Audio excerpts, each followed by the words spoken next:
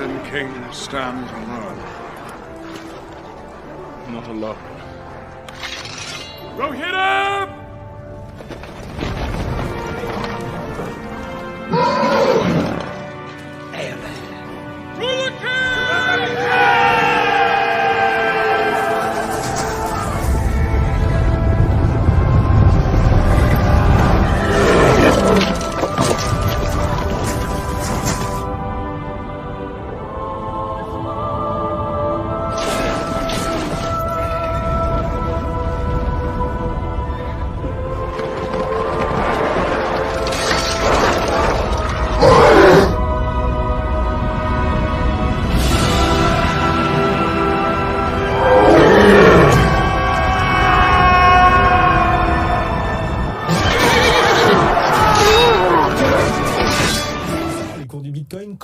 Finalement pas mal rebondi ces derniers jours. Comment ça s'analyse techniquement? Comment vous analysez les derniers mouvements ces derniers jours, cette semaine du Bitcoin? Alors déjà, ce que l'on peut dire, c'est que le Bitcoin est peut-être l'actif coté en bourse le plus haussier qui soit aujourd'hui. C'est-à-dire qu'en termes de performance, c'est un des plus forts, bien évidemment. Et on retrouve en fait des tendance haussière, que ce soit en données annuelles, trimestrielles, mensuelles, hebdomadaires et journalières. C'est-à-dire que le seul actif qui serait pratiquement aussi haussier que le Bitcoin aujourd'hui, c'est le Nasdaq 100. Le Bitcoin a bien évidemment fait un magnifique parcours ces derniers mois. Il est passé de 10 000 à 42 000 $. Il avait besoin de consolider sous le poids peut-être de prise de bénéfices, puisqu'on a des personnes qui ont opéré des performances à 2, 3, 4 chiffres qui étaient absolument magnifiques. Donc il y a eu une concrétisation des gains pour certains. Mais ce que l'on peut constater dans l'analyse graphique du Bitcoin, c'est que les cours tiennent particulièrement bien. Nous sommes dans une latéralisation entre 30 et 40 000 $ ces dernières semaines, et on a eu plusieurs soutiens au Bitcoin. Déjà, on a des fonds d'investissement qui continuent de rentrer sur le Bitcoin. On a Grayscale, notamment, dont on avait parlé précédemment, qui a continué ses achats sur le Bitcoin, sur l'Ethereum. On a Elon Musk, bien évidemment, qui nous a donné un petit coup de pouce en rajoutant Bitcoin dans sa bio sur Twitter. Et je pense qu'on a une adoption du public qui est telle que les cours sont toujours très soutenus. Pour caractériser une tendance haussière, c'est très simple. Tant que le Bitcoin fera des plus bas et des plus hauts de plus en plus haut, il sera dans une dynamique haussière dans laquelle on essaiera de se laisser porter.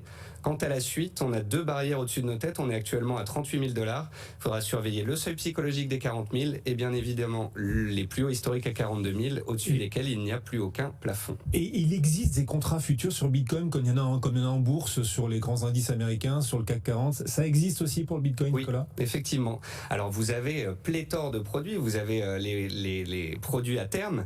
Vous avez les futurs qui cotent sur le CME, je crois depuis donc décembre 2017.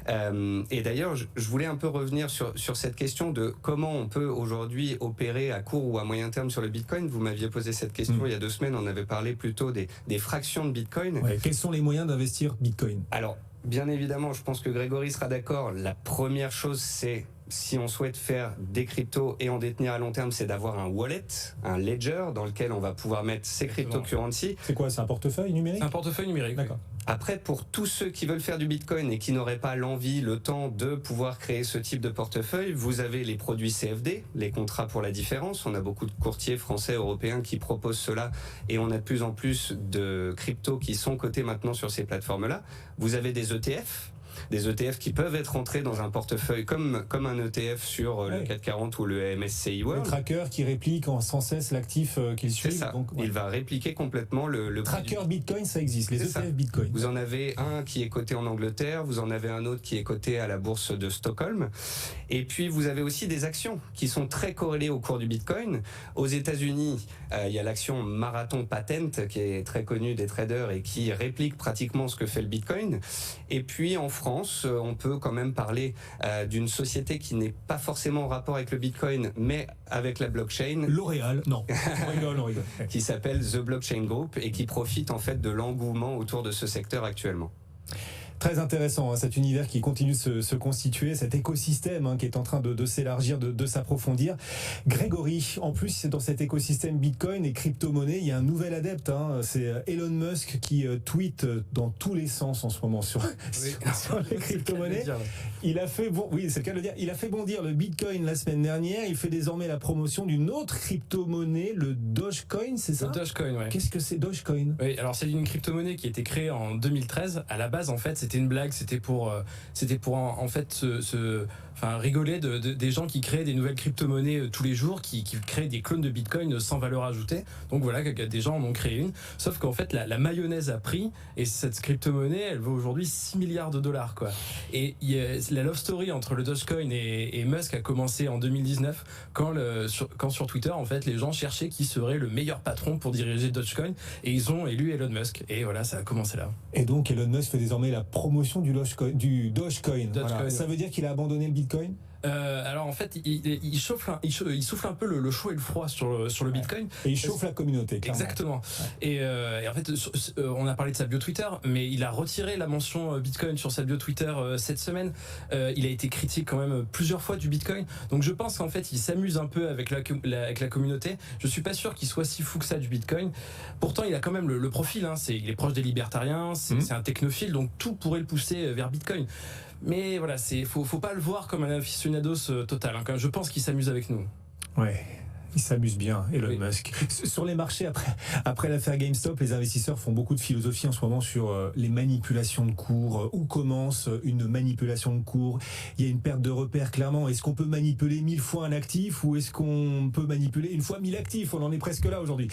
Elon Musk, pourquoi s'amuserait-il à faire bondir les cours du Bitcoin? Je pense qu'en fait, il y a un épisode qu'on oublie un peu, c'est qu'en 2018, il a été condamné par la SEC parce qu'à cause de ses tweets sur Tesla, en fait, il aurait manipulé le cours. Il a pris une amende de 20 millions de dollars. On l'a poussé à quitter la présidence de Tesla. Donc je pense qu'il l'a un peu en travers de la gorge. Et en fait, les cryptos, il peut faire tout et n'importe quoi. Il peut manipuler. Personne lui mettra d'amende. Donc je pense que c'est un peu comme une catharsis. Donc il s'amuse à jouer avec les cours sans peur d'avoir d'amende, quoi. Pourquoi pas d'amende ? Parce que les cryptos sont pas régulés ? Elles sont pas régulées, exactement. Ah oui. Donc on peut faire ce qu'on veut, quoi. Donc je pense vraiment qu'il y a ça dans sa tête. Ouais, petit côté libertarien. Alors attention à pas voir Elon Musk comme un prophète. Restez assez rationnel, vous qui nous suivez chaque jour, même si le type est un génie. Évidemment, certaines de ces fusées s'écrasent encore quand même, on vous le rappelle. Il y a des images et oui, non mais et voilà. Le Dogecoin s'écrase souvent aussi. Ça monte très fort, ça redescend très fort aussi. Vous avez vu le PDG de Twitter, là, Jack Dorsey, qui a tweeté lui pour le Bitcoin pendant que Elon Musk pousse le Dogecoin. C'est le patron de Twitter qui vient à pousser et à encourager le Bitcoin. Là, par contre, le patron de Twitter, c'est un vrai fan du Bitcoin. Il dépense beaucoup d'argent dedans. Enfin, là, par contre, quand il parle du Bitcoin, c'est très sérieux. Je sais pas si c'est une fan du Bitcoin, Christine Lagarde, mais elle sera notre invitée sur BFM Business. Ce sera dimanche soir à 19h, invitée de BFM Business et de BFM TV pendant 1 heure entière, en direct, bien sûr, la présidente de la BCE. Imaginez, vous l'avez l'un et l'autre face à vous, vous l'avez rien que pour vous. Quelle est la question prioritaire que vous voudrez lui poser concernant les cryptos? En fait, moi, je m'intéresse à l'euro numérique, qui va bientôt être développé par la Banque Centrale Européenne. Et en fait, cet euro numérique, il va améliorer la traçabilité des transactions, même les plus petites, celles qui auparavant étaient réservées au cash. Donc en fait, moi, j'aimerais qu'elle nous dise si elle peut assurer que cette future union euro numérique va continuer à protéger la vie privée financière des gens, quoi. C'est pas du tout sûr. Oui, parce que vous voulez dissuader les gens de penser que l'euro numérique pourrait remplacer le Bitcoin, c'est quoi? Non, c'est pas ça, mais si un jour on met fin au cash, on pourra tracer absolument tous nos échanges. C'est, en tant que citoyen, je suis pas un criminel, mais j'ai quand même envie d'un peu de discrétion sur mes transactions. Les cryptos peuvent être la devise, la monnaie, l'outil des dictatures, c'est un peu ça l'idée. Pas que, attention, mais ça peut l'être. Disons qu'une telle technologie entre les mains d'un gouvernement autoritaire, ça pourrait pas forcément... Vous l'avez face à vous, dimanche soir, 19h sur BFM Business, Christine Lagarde, vous l'avez rien que pour vous, Nicolas Chéron. Quelle est la question prioritaire concernant les cryptos, en tout cas, que vous pourriez ou auriez envie de lui poser? Pourquoi avez-vous peur? Pourquoi décriez-vous les cryptocurrencies? Pourquoi est-ce que aujourd'hui les banquiers centraux, tous sont unanimes? C'est soit un scam, soit une arnaque, soit quelque chose qui va retomber, soit un outil spéculatif qui n'a aucun sens. Pourquoi est-ce que vous qui décidez de nos politiques monétaires et de notre avenir, ne vous intéressez-vous pas à l'avenir qui est en train de se construire sans vous? Elle s'y intéresse, elle veut créer un crypto-euro? Non? Certes, mais on n'est pas obligé de vouloir créer un euro numérique et de décrier ce qui existe déjà. On pourrait peut-être s'y intéresser, vouloir peut-être un petit peu le réguler ou l'accompagner, mais ne pas forcément le détruire. Mais je pense qu'elle prêche un peu aussi pour sa paroisse, et le Bitcoin est un peu l'ennemi de l'euro, quoi. Donc ça semblerait étonnant qu'elle le défende, quoi. C'est le patron d'un grand fonds d'investissement qui expliquait il y a quelques jours, en effet, que pourquoi pas voir les crypto-monnaies mettre à mal les monnaies traditionnelles. Voilà. C'est possible, hein. Il y a plein de gens qui investissent parce que justement ils ont de moins en moins confiance dans la valeur des monnaies comme le dollar ou l'euro. Oui, c'est possible. Toujours passionnant ces échanges, les pros des cryptos chaque vendredi à l'heure du goûter. Alors on a du coup toujours très très faim, on est très gourmand, on en veut plus. Nicolas, quoi d'autre? Qu'est-ce qui a aussi marqué la semaine ou va marquer les prochaines semaines crypto d'après vous? Alors, ces derniers mois, vous vous souvenez, le crypto, on disait que c'était très corrélé au marché actions. Par exemple, en mars dernier, lorsqu'on a eu la crise du Covid, on a eu des marchés actions qui ont complètement chuté et on a un Bitcoin qui avait chuté également. Oui. Et donc, on avait une corrélation très forte entre les marchés actions et les crypto-monnaies.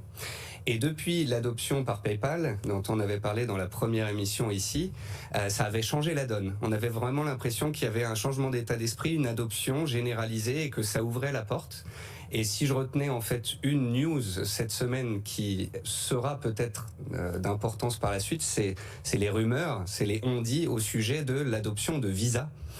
Visa qui pourrait permettre peut-être un jour les paiements en cryptocurrency à travers le monde, à travers des dizaines de milliers de magasins, d'endroits où on pourrait payer en crypto-monnaie. Et si cela se validait... Ça changerait tout. Ça changerait tout.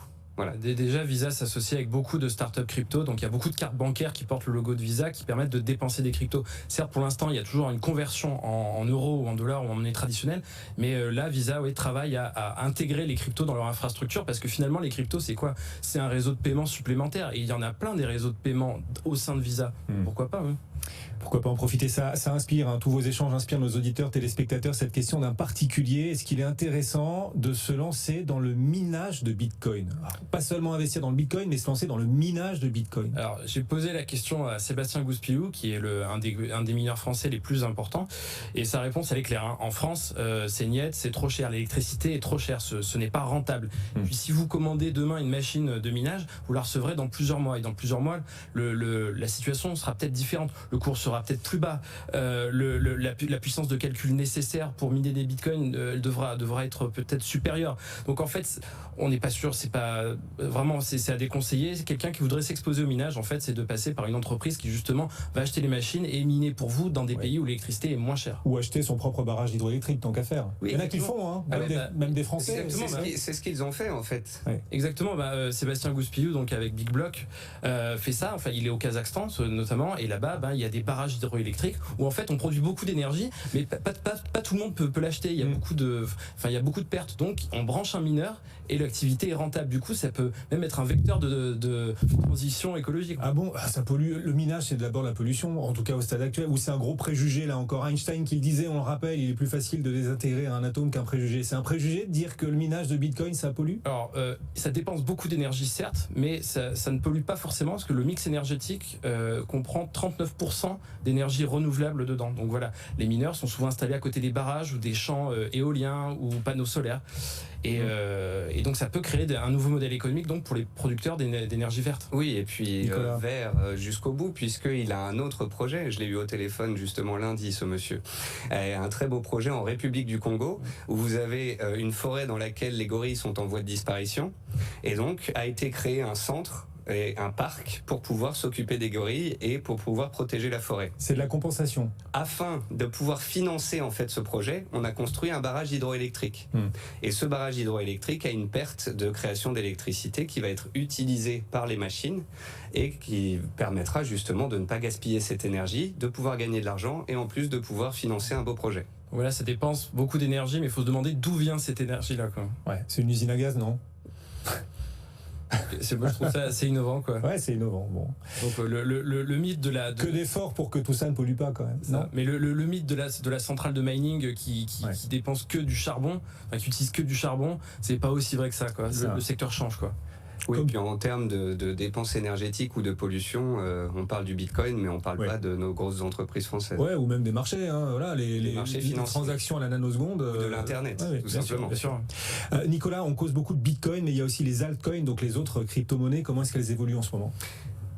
À la hausse, très elles- fortement. Elles aussi. Alors, il y a 2 semaines, je vous ai parlé d'un phénomène. Pour ceux qui nous écoutent et qui traitent sur les marchés actions, vous savez que parfois on a des rotations sectorielles qui s'opèrent, c'est-à-dire qu'on va avoir des secteurs qui vont être délaissés et d'autres secteurs qui vont prendre le relais. Et bien sur les crypto-monnaies, c'est un peu la même chose. On a des périodes où c'est le Bitcoin qui va vraiment prendre le dessus, et ensuite on va avoir la alt season, qui est la saison à la suite de laquelle après une hausse du Bitcoin, on va avoir donc toutes les altcoins qui vont être recherchées. Et donc, ce qui s'est passé ces dernières Les semaines, altcoins, ce sont les autres cryptos, quoi. toutes les autres crypto-monnaies, les tokens, tout ce qui n'est pas, Bitcoin. Ouais. Et donc, l'Ethereum, notamment, par exemple, a cassé ses plus hauts historiques. Il est à $1 660. 1737. 1700, bon, Ouais, vous ça va voyez, vite. toutes les demi-heures, ça continue de monter.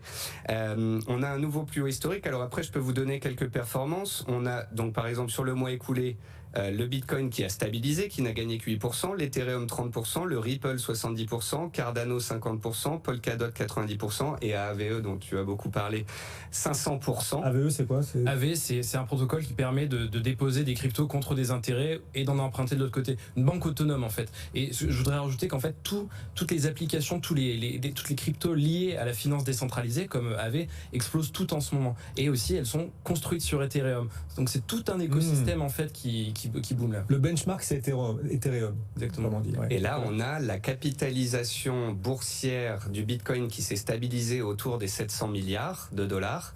Et on a la capitalisation des altcoins qui vient de passer en l'espace de 2 semaines de 350 milliards à 450 milliards. Donc plus de 20% d'appréciation en moyenne de l'ensemble des altcoins. Et d'ailleurs, j'en profite pour donner un petit truc éducatif, c'est-à-dire que quand on a un portefeuille action, on est diversifié. Quand on fait des crypto-monnaies, c'est la même chose, il faut avoir un portefeuille diversifié. Bon, mais c'est sans fin. Si étant gourmand, ayant envie d'investir en Bitcoin, je dois acheter toutes les autres cryptos derrière, attendez. On se fait un panier, selon son humeur, selon ses D'accord. préférences, un peu comme quand on achète des actions. Est-ce qu'on veut faire Ouais, de c'est vrai. l'énergie renouvelable ou acheter du Total pour avoir un rendement de 10%? Bon, n'oubliez pas, hein, d'abord, il faut diversifier les cryptos si on suit votre conseil en tout cas. Et les cryptos, c'est de la diversification, évidemment. Et si vous voulez y aller, hein, c'est une patinoire, on rappelle, ça brille, mais c'est de la glace. Attention, c'est très glissant. Et si vous y allez, donc, c'est de l'ultra-diversification de patrimoine actif, bien sûr, très, très volatile. Les pros des cryptos, c'est chaque vendredi. Merci à tous les deux. Et on relaiera alors vos questions à Christine Lagarde, qui sera l'invitée de BFM Business et de BFM TV dimanche soir à 19h pendant 1 heure en direct, la présidente de la BCE. Nicolas Chéron pour Zone Bourse, Grégory Raymond. Grégory, votre newsletter 21 millions qui est sorti hier, c'est quoi? Alors, quel est le programme? Le gros sujet, en fait, c'est une enquête sur l'impact des contrats futurs, donc des contrats à terme sur le prix du Bitcoin. Donc, comment les hedge funds, en fait, font pression sur le prix du Bitcoin. Et aussi une super analyse de Pierre Crypto sur les perspectives, sur le cours de l'Ether. Donc, c'est vraiment d'actualité vu que les records sont passés. Auteur de cette newsletter, apparaître chaque jeudi 21 millions, Grégory Raymond, journaliste spécialisé dans ces crypto-actifs. Merci beaucoup à tous les deux. Bonne fin de journée, bon week-end.